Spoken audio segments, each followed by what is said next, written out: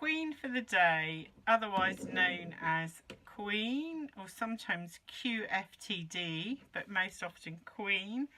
The reference number for this is WOA 100, and the colours that we're going to use for this one is Stardust, red,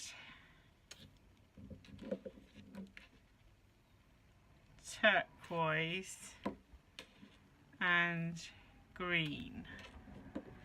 So I'm just going to follow the outline of various elements of the crown. So the star at the top, the orb, the wiggle. I'm going to wiggle over these branches there, do some shapes here. You can see a cross. There's a massive stone here, so I'll just do a bit of cross hatching. There's diamonds around those, and then these I think they're fleur-de-lis there. So we've just got a general, I'll show you this before I fill the colours in.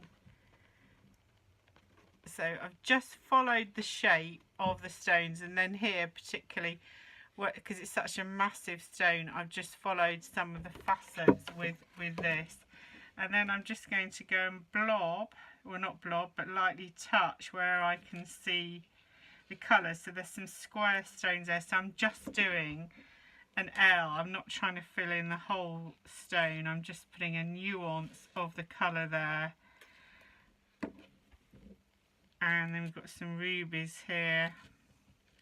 This is the Black Princess ruby, so I'm not going to try and fill that in. So just a really good case of less is more, so you can see what I've done, and it'll look a bit different when it's dried. So this is Queen for the Day.